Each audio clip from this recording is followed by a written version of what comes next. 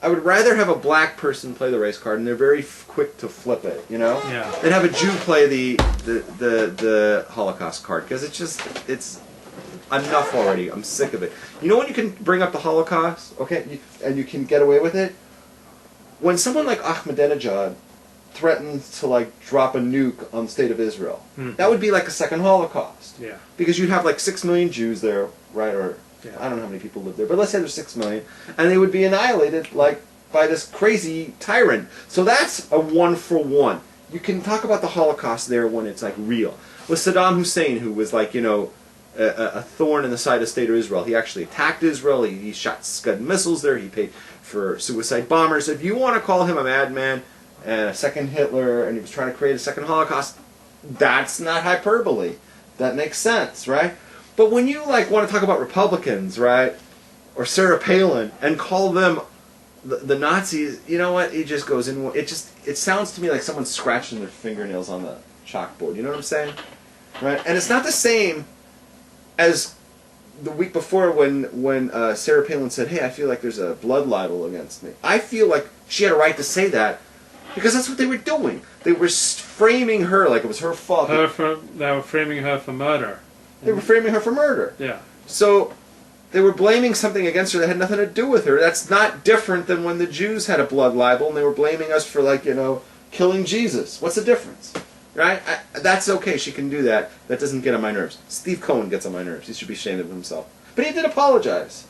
He started walking it back, I mean, because he had to, and he was very mealy-mouthed about it. It wasn't very... I don't think he learned anything except he couldn't get away with that kind of crap. Right. Well, it's the new era of civility.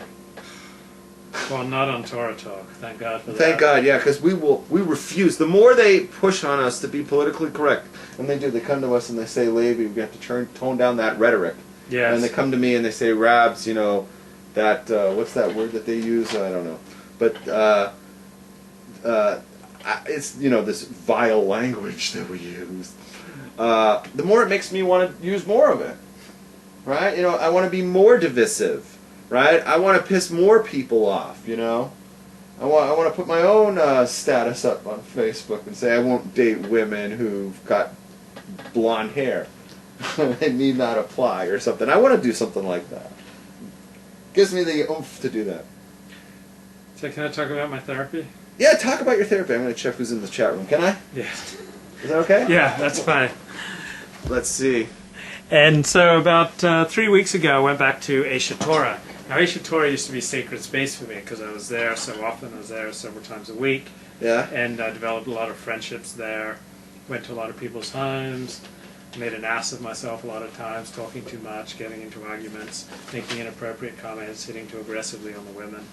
But still, it was like a relationship that I had with that synagogue for 4 years when I first came to Los Angeles between 1994 and 1998.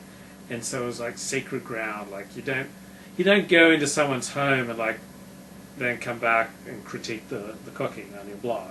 You know, it's sacred. Like, okay. You've been brought into someone's home. So Asia Torah felt like sacred space for me. And then I was kicked out because I was writing on the porn industry. And they gave me a choice. They said, well, you can either quit writing on the porn industry or stop coming around here. So I said, I'll stop coming around. So now I don't write on the porn industry anymore. So it's been about 3.5 years since I've done that. And there was a rabbi I really wanted to hear speaking at Asia Torah about 3 weeks ago. So kind of sucked it up. I had a friend said, you know, please come. Important to me that you come. So I sucked it up and I stepped back into that shore for the first time in about 11 years. And it was a very difficult thing to do. Because once I stopped going there and I could say, oh, look, I was kicked out, then it was no longer sacred to me. You know, I could write about it on my blog and I could talk about it on Torah Talk or my various video rants that I put on my blog, and it just became a subject rather than a sacred space. Then I stepped back in. It's like changing the relationship from I-it. Like Asia Torah became an it for me for the last 11 years. It was an it that I wrote about. Then I stepped back inside and it was the beginning of an I-thou relationship like I used to have. So I had to kind of like both gird myself up and make myself strong enough to step in there, and also kind of let go of my defenses. So this place is no longer an it. This is, you know, open my heart again to what was sacred space and some very dear friends who go there, and open myself up again. So telling my therapist about how difficult this was for me, and he said, well, you you have this very defended life, and it's true. I've kind of reacted to life by like defending myself in all sorts of ways, so that I make it hard for people to hurt me. You put up a wall. I put up a wall, and I do the same thing. So the therapist said, "I want you to do something similarly emotionally vulnerable at least once a week. I want you to like start letting down your walls with, with good people who you'd like in your life." And so he's challenging me to do something emotionally vulnerable every week. And so I got to be honest, this really isn't being very vulnerable, just telling you about this, because I've written about it, I've blogged about it. Once you write about an experience, it completely transforms it. So it's no longer the experience, but it's being framed through the words that you've used to describe the experience. So I'm not even going to pretend that I'm being terribly emotionally vulnerable right now, but I just thought I'd share that. Number two, I was at a party. Wait a minute, can I cut in on number Please. one? So what are you going to do for the thing? I don't know. If I had like a concrete plan, then it wouldn't be so vulnerable, because I'd be already like steeled. Like it's when I get in the cold shower, I'm kind of steeled for it. Right. Like I took a cold shower every time before I do Torah talk. We say brace. I braced myself. Okay. And I go in there and I take a cold shower before Right. Torah talk, and every morning when I get up, I take a cold shower, kind of brace for it. So I haven't like picked out the things that I'm going to do. Because I'm just thinking right away. But one thing I could do is go back to the shores that. Well, I was going to say, what you did the thing with. How many were you kicked out of? So B'nai David, Judea, Young Israel, Century City, Beth Jacob, and a Chabad-based Bezalel. And I've been back to some of them, and I believe I could go back to all of them. Why don't you go to Yik? Because in the book you talked a lot about Yik, and you had a really bad time there with it. You gave them a check. Yeah, and they didn't want it. Your money is no good here. Get the fuck out, right? So why don't you go back to Yik, right? Will they recognize you? Where's your sunglasses? Oh yeah. Where's your sunglasses, for crying out? I got to get defended. You got to get your.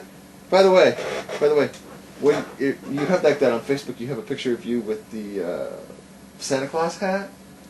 If you do that Santa Claus picture with those sunglasses, you're gonna look like that blind sheik. Yeah, blind sheik. That blind sheik. What's his name? Rahim or something? I don't know. Ramsey Yusuf. I don't know. No. The guy who they put away in jail in Flatbush, New York, because he's got like the glasses and the red hat and the beard. You really are the blind sheik tonight.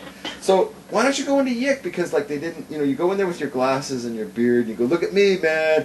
I'm 100% Jew now. I'm ZZ Topsky, right? You're gonna go, I'm ZZ Topsky. Check it out, yo. And you walk in there and you go, I'm not gonna give you your $500 now. You should pay me, motherfucker. I would never use that language, particularly not in Yik. Okay, but you get the picture. Go in there like the I've big been shot. back to, Let them I've been kiss back your to, ass. I've been back to Yik several times because they had this memorial lecture for this young man who died, and when he was having health problems towards the end of his life. I don't want to say his name. Okay, do I know it? He died about 8 years ago. Oh. So he's having health problems, lung problems towards the end of his life, and I was the only person who volunteered to give up part of my lung. And so they didn't end up taking me up on my offer. But kind of because of that, I always go back for the memorial lecture. They have a lecture in his honor on Torah at Young Israel Century City in June every year, and so I always go back for that. So you have been in there? Yeah. And nobody roughed you up? No. Really? And I don't believe I'd have problems at any synagogue. Any of those synagogues I mentioned, I could go back to all of them. It would just take a little intestinal fortitude. I don't think like that Jacob had any, seemed pretty nondescript on that one. And and they got a new rabbi. And Temple, was it B'nai David? Yeah, B'nai David. I could go care. back. Yeah. I could see like a little bit of friction at Chabad where they threatened to kick your ass or whatever, right? And Young Israel seemed to have the most drama there. So I would start with Yik. Just go in there. Go in there, just go in there. I want you to go in there Sunday for davening, stay for the speech or whatever the hell they have. Or you know the schedule. Go there for Shabbos. Just walk in there for Shabbos. Take someone's seat that they take for it. Make like a whole because I gotta tell you, I was in Yik once. Can I say this? Yeah. What the hell? I go into Yik, right? And like I get there early, right? And I didn't know that they have like assigned seats that you pay for. Right? Was this for Rosh Hashanah? No, it's just a normal Shabbos. They have assigned seats for a normal Yeah, show? yeah, they haven't